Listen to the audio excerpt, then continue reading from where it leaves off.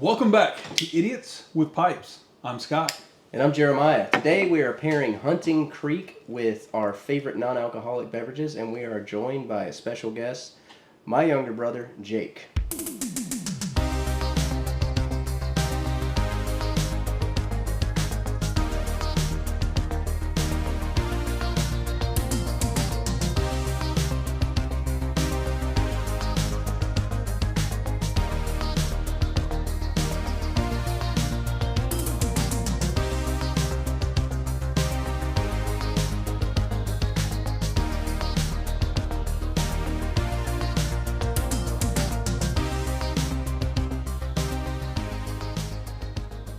Alright, so today we're enjoying this Hunting Creek by Country Squire. Definitely among my top five. So those who have not had it, so from the Country Squire, it's got I think Black Cavendish, Burley, Virginia, which is most of your aromatics, but it's got some lot of Kia in it, or little Kia, lot of Kia, I however. would say it's a little. It's a little, which is takes it from an aromatic to an English aromatic to give it a little extra taste to go with the smell. So it's not all hot air. She does have some good taste to it. Absolutely. Definitely one of my top five. This is the blend that actually made me realize I love English aromatics. I like that. It's a very nice little tidbit there, Scott. Yeah. Well, Yeah, so I don't smoke a whole lot of tobacco. So this is like my fourth flavor ever trying, and I would say it's my second favorite, right under Autumn Evening. I really love Autumn Evening. I know I'm new to it, so it's kind of like everybody loves that, I guess. But this is really, really good. I enjoy it. I think it's got more flavor. Like Autumn Evening's like a beautiful smell. Yes. And you get a little flavor out of that for an aromatic, but this has you get more tobacco flavor out of it. There's definitely more layers of flavor in this than the Autumn More Evening. complex, yeah. Mm-hmm. So yeah, I noticed today's non-alcoholic beverage day. We are all drinking some of our favorite non-alcoholic drinks with smoking, pipes and or cigars, as the case may be. Mm-hmm. Scott, what are you drinking today? We'll start with the most exciting. What do you got? so I have a wonderful concoction here of 2 parts hydrogen, 1 part oxygen. It's It's an insane It's a great science experiment. cocktail you got there. It is. It's very good. I think it actually has a more common name though. Water. I think it's actually called water. Okay, I think I've heard that. But yeah, no, it's Sounds good. familiar. So I prefer non-alcoholic. I do actually prefer water. Really? I guess coffee would be solid number 2, but water would be number 3. I guess non-alcoholic other than coffee, Yeah, because we'll go with coffee that. is amazing Yeah, no, with a pipe. I don't think you can beat that. no. But I like water just because it does kind of keeps the mouth cool. So sometimes I do tend to get carried away and chug like a choo-choo train and just start smoking into my mouth. Gets really hot and get tongue bite. But water kind of just keeps the mouth cool, allows you to keep going. It doesn't kind of eliminates a lot of that burn. Interesting. That you get. And you get to, instead of pairing, you just get to appreciate the tobacco, I guess. Yeah. The entire Yeah, that's time. I've exactly never why I had- do it. Yeah. You're welcome. Now Now you you know look why. more intelligent than both of us. What about you, Jake? What do you got today? I am enjoying Canada Dry Ginger Ale. That's one of my favorites. So I love it because I like a sweetness whenever I'm smoking a cigar or a pipe. I don't drink, so I'm always looking for something else to drink. I've tried water. I don't care for it. But I love Canada Dry Ginger Ale. I also really like, I've only found it at Sam's, but they have cranberry ginger ale, Canada Dry, and it's amazing. It's probably my favorite paired with any type of tobacco. I tried to find that for you today. I went to 4 different grocery stores. They didn't have it. They had cherry flavored Canada Dry, which sounds disgusting. I've never tried it. But I'm not a fan of cherry. You can order it on Amazon, apparently. Canada Dry cranberry, yeah. For anybody wanting to find that. So what you got over there, Jeremiah? What you drinking? I have got one of my, I don't really like soda, except for soda water and tonic water, but Coke, Pepsi, any of that stuff, I don't really like it. So I just have tonic water with a very little splash of orange juice. That's my favorite thing. That's not coffee with a pipe. I don't know. It's kind of sour, bitter, a little bit of sweetness, but I don't know. I don't know how I think I was wanting a gin and tonic, but I didn't have any gin. And so I just had tonic water and I didn't have any lime, so I just did a splash of orange juice to get the citrus, and this came out completely different flavor, but I like it. And I want to say it was like, what, a month and a half ago, me and you smoked a cigar, and we had orange juice and that tonic water, and it was really good. That was my first time ever trying it. It was good. Yeah, it was like an accident, but it's actually good. Yeah, it's it worked probably out. a drink out there. There's probably somebody out there that has named it something. I don't know. And I liked it. It was surprising, that sour bite at the end. I think it paired good with the cigar, but I don't know if I would like it with every type of tobacco or every type of cigar. I think it's just me because I prefer sweetness. Like, I prefer something sweet complementing the tobacco. Even if I'm smoking a sweet tobacco, I prefer something sweeter. So that's why I think I like Canada Dry, because you get that fizzy, you get that sweet. I think I just like it. That's probably why it's my favorite. Yeah, nice. Makes sense. Everyone's entitled to be wrong. So, Jake, how long? I know you're kind of new to the pipes because I somewhat introduced you to it, but how long have you been smoking pipes? Oh man, not very long. Maybe A couple months, maybe? Yeah, maybe two or 3 months, maybe. Yeah. You liking it pretty good? Yes, I really enjoy it. At first, I didn't. I thought it was a lot of work where you can just light a cigar. You cut a cigar, light it, and you smoke it. When I looked at a pipe, I was like, there's so much work involved of packing it, doing it right, and then actually, before we even sat down here, you guys were showing me how to pack it even better. Because I just looked at it as such a challenge. But the more I started smoking it, I really like that you have so many opportunities with it. So if you don't like the flavor, you can get rid of it, and you're not spending $10, $15 on this cigar. You're spending 15 cents, and you can replace it. I love that. I love the idea of what you said. Think of it when you're smoking a pipe as something when you're pondering something, you're thinking. So where I live, we live on a homestead. We have a log cabin. I'll think about building stuff a lot. Or how can I fix this, or what can I do over here? So I'll sit on my porch and I'll put some tobacco in my pipe, light it, and start smoking. And it helps me think. I don't know if it's in my head, but I enjoy it. Instead of getting the work done, sit there and think. Yeah, about absolutely. Like, who could I hire to do this? Who could I get in here that would help me with this and figure it out? I sit here with a pipe. Yeah. There's an Got a old glass saying of about ginger pipes. ale. He gives the wise man time to think, and the fool something to put in his mouth. Is that why we like it so much? I think so. I don't know where I fall in that, but I'm worried it's not the beginning. Scott, what are you smoking out of today, my guy? So, Missouri Meerschaum came out with their 155th anniversary line, which this year is their 155th anniversary. And this was the first pipe they released. So it's their 155th anniversary #1 is what it's called. But corn cob, really good pipes, heavier than I thought it would be. But I do like it. It's good, fun little corn cob. What you got? That looks familiar. Yeah, I'm using the old Morgan Bones mini-churchwarden billiard again. I love this thing, man. Smoke this every chance I get. So what you got? I have no idea. Okay, well, so you also have a Missouri Meerschaum. Okay. But they partnered with Country Squire, and they created the Bing corn cobs, like a mini churchwarden. So you mentioned cigars before, so you're like more of a cigar smoker? I am. My first time ever smoking an actual genuine cigar was on my honeymoon in the Bahamas.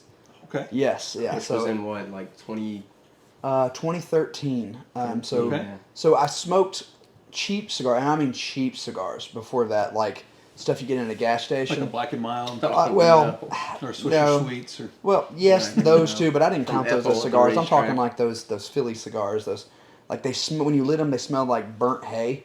I don't know what was actually in them. They were not, like, they were cheap cigars. But me and my wife got married, and I'll share the story with you. It's actually kind of funny. So we get married. We go to the Bahamas on our honeymoon, and I told her, I was like, honey, I want to get a genuine Cuban cigar. Somebody has told me they have Cuban cigars here in the Bahamas. I want a genuine Cuban cigar. So we go into this place, and they don't speak great English there. The Bohemians don't. And I said, hey, I want a cigar. And he just looks at me like I walked in the smoke shop. And he just looks at me, and I was like, a cigar. And I'm a cigar. And he goes, oh. And he pulls out a clear case, and it's just bundles of joints, like marijuana. And I was like, no. Big cigar. And he goes, oh, my friend. He takes me to the back, and they have the humidor there. And he shows me the cigars. So I start looking at the cigars, trying to find the right one, and I find ones that say Cuban. They say Cuban Republic or something on it. So I was like, okay, that's them. I got 3 cigars. So I didn't want to smoke them there. We were walking around shopping. We get back to the boat, and I'm like, I cannot wait to go on the top deck and light this cigar and taste a real cigar. So he's already laughing. I don't appreciate that. I've heard this story before. So I light the cigar. My wife goes to the pool, and I say light the cigar. We go up top, and I get this cigar, and I cut it. I sit down, and there's this older gentleman who's over there smoking a cigar, looking off at the horizon. Like on the patio next. On to the you or patio, something. like the chairs and stuff they have. The pool's behind us. I cut the cigar, and I don't know where I learned this. I don't know I don't know if I saw it in a movie. I don't know if think you somebody saw it in a told movie. me to do this. I have no idea where I got this, okay? So don't judge me, okay? I thought once you cut the cigar, before you light it, you're supposed to get it wet and lick it. So, yeah, completely opposite, right?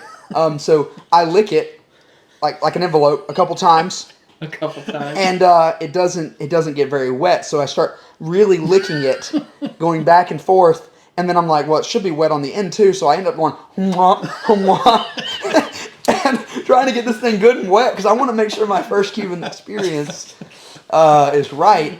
And I look over, and this old man is just staring at me holding his cigar. He's like, what are you doing? And I remember thinking, no idea what I was doing was wrong, thinking, yeah, he realized I have a Cuban cigar. He thinks I'm so cool. A fellow connoisseur. How are you, sir? And I'm trying to light this thing, and it won't stay lit because it's dripping wet with my saliva. It's just saliva dripping off the thing. The old man just Disgusting. gets up and moves away from me. Like, I don't know if he thought that I was looking for a boyfriend. I don't know what he thought, but that was my first experience, and it was a wet Cuban cigar. Very embarrassing. And like, I remember telling my wife that story, like, so proud that I was up there smoking a Cuban cigar, looking off at the beautiful horizon, that sun setting. And she's like, okay, honey, why did you lick it? And I was like, Even she's because like, that's what what are you you're doing? supposed to do. And she goes, I don't know if I want to smoke a cigar if you have to lick it. You know, and I was like, I mean, that's what all the pros do. I had no idea. Real embarrassing. But yeah, that was my first experience. Weren't embarrassed at least for like 3 months till you realize. Oh, it gets worse. So This is my I ninth cigar. actually Still- did it again. Didn't know after the honeymoon. I was with my other brother Josh, and he was like, "I've never had a cigar before." He never smoked a cigar. And I said, "You should try one." So I had some cheap cigars. We cut it, and I started licking it. And he's like, "Why do you lick it?" And I was like, "You're supposed to get the wrapper good and wet." And he kept going out. So I licked the wrapper and made my brother smoke a wet cigar. I had no idea I was wrong. Not only did he smoke a wet cigar, it was my saliva, wet cigar. Why does it keep going out? Well, you gotta lick it some more. It doesn't go out. You got to keep lighting it. Cigars you have to light. They're not like cigarettes. I had no idea. I'm ashamed of it, okay? 10, 11 years ago, but you know, I've grown to where I can tell that story. I didn't tell that story to Jeremiah, but maybe, 4, 5, 6 months ago? Yeah. It was a level of embarrassment. I was ashamed. And you just stopped licking cigars like what, a couple months ago? Yeah, absolutely. That's when I told you the story. I was like, you're not supposed to do that. Oh. Yeah. So, I heard you guys saying, so you guys used to work together? Is that Yes. Yeah. We live in different states now. We do totally different things. But back in the day, we used to be cops together. We worked together in a city in Alabama. We were patrolmen at the time when he was there, and we were also on the SWAT team. We were SWAT operators. Really enjoyed it. Really enjoyed getting to work with him and do that. It was a blast. We didn't get to work together that much on patrol because we had to be on opposite shifts, but we did get to work together on SWAT. Yeah. Remember that? That was the fun part. You were both on SWAT. Did you have any calls you ran together? So we ran a lot of calls together. We did a lot of warrants. High priority, high risk. Narcotic search warrants. Narcotic search warrant, murder warrants. We did that a lot. We didn't get our opportunity to ride together on patrol, but we did have one opportunity where Special detail. yeah.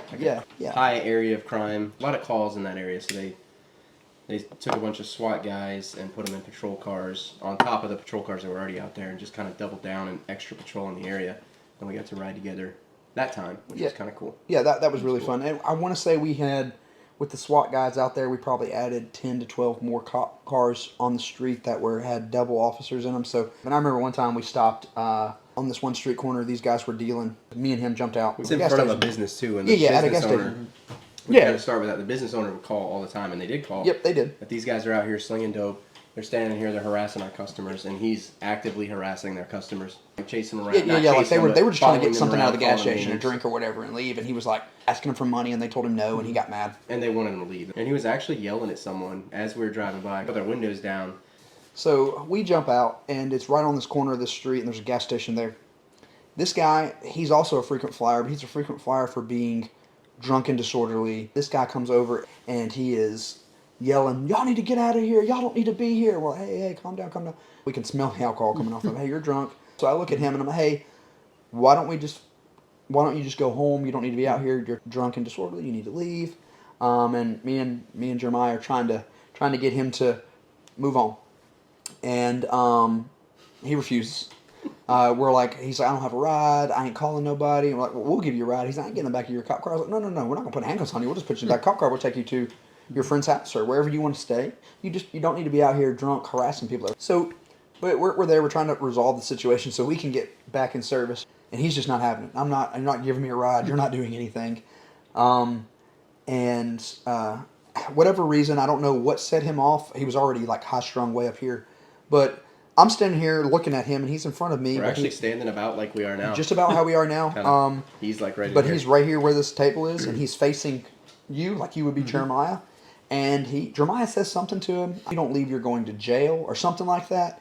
And because he was drunk and disorderly, and he was just running his mouth and causing a scene, he steps back. I see him step back, and he's drawing a punch to punch Jeremiah. Like he's swinging with his right hand. Yeah, he's running back to punch this way. And my immediate reaction is get him off balance, and I just push him.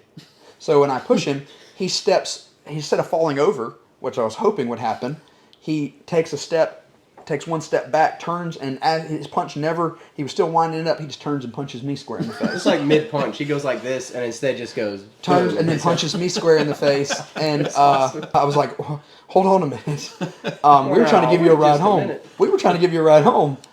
So... punched in the mouth? He was trying to hit me, and he's like, hey, don't do that. Hey, stop. Pow. Okay, all right. A little upset now, but needless to say, he went to jail. But all we were trying to do was get him to go home or give him a ride home, and he chose to punch a police officer instead. That was one of the few times we got to ride together. He's like, hey, don't punch my brother, and then pow, punch right in the mouth. I thought it was hilarious. It was, I'm trying to save him, and he thinks, oh, it's hilarious that you took that punch from me. It's hard not to laugh.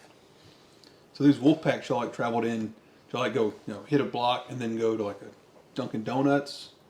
Was it Krispy Kreme? All right. I see what this is. So actually, what we did is we would actually go from block to block and save people and do things. And then that's what we do. No. We actually saved people. Weren't you a volunteer firefighter? A volunteer what? Volunteer. Firefighter. Yeah, I was. We saved people. See, well, the thing about volunteer firefighters is any reasonable human being sees a fire in a place that it's not supposed to be, is going to put at least some water on it. So technically, everybody's a volunteer firefighter. This is true. So what do you do that's really that special? So are you claiming to also be a firefighter? You get to also... Are you upgrading yourself? You get to also play Xbox. That's what you're saying. So? Look, you can say what you want massive about... sleepovers. Look, I'm not going to argue about who's more of a hero. I'm not. All I'm going to do is put the facts out there.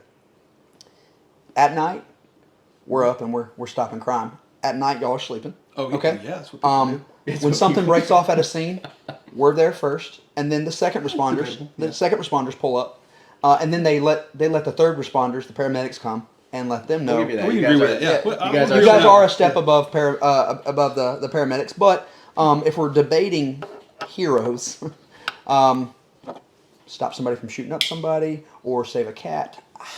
I don't know. We'll ask the children. We should ask the public which ones they would prefer, cops or firemen. That's hurtful. Right there, what you just did. I'll never forget one time. Kind of a funny story.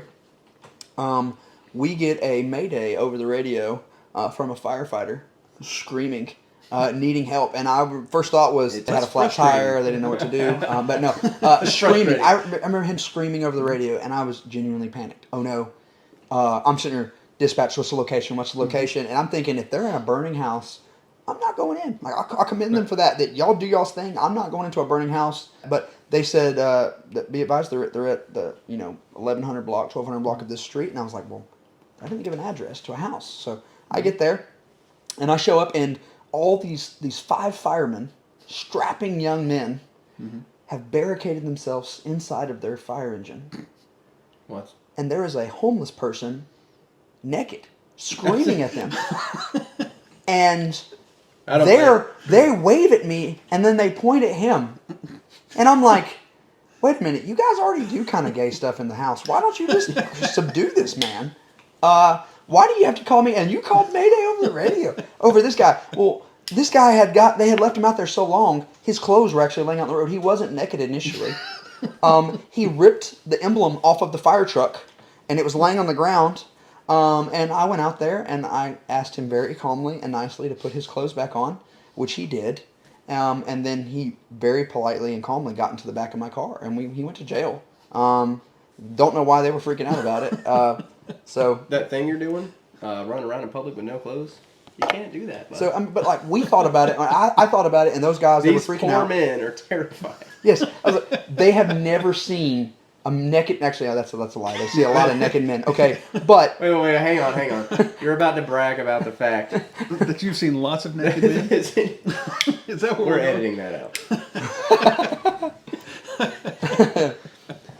So, I once we got him in the car, and I was like, look, guys, I am so sorry that happened. Look, you guys don't have to call Mayday in the future. Just handle it yourself, kind of thing. But then I hit me. I was like, you know what? Even second responders need heroes. So that's why they called me. So. But to be fair, I don't blame them for not wanting to fight a naked man. Who wants to fight a naked man? But the thing was, he wasn't naked at first. They even said he came out here and stopped the fire truck and said he needed something from them, some kind of medical attention. And they said when they started trying to check him out and give him medical attention and check his vitals or whatever, he punched one of them. And instead of all these 5 men handling him, they retreated to the engine where he stripped his clothes off, ripped the emblem, damaged their fire engine. Dancing on the hood of the fire truck. When I pulled up, he was teabagging the front end of that truck. And they're like, bump, bump, trying to get him to stop. And I'm like, that's evidently not working. Probably should stop that one. Get off the truck. My favorite was their panic, and then they wave and point like I didn't see the naked man teabagging their engine. He's over here. In case you didn't know, he's right there. We can't pull forward. With a mayday. You're welcome. With a mayday. The mayday. Broken arrow. They're in the cab. Fire danger close. Enemy in the wire. He's on the bumper. That would have made it better. I was like, y'all didn't think to like rip that hose out and just start spraying him? No, we couldn't. He kept getting close to us.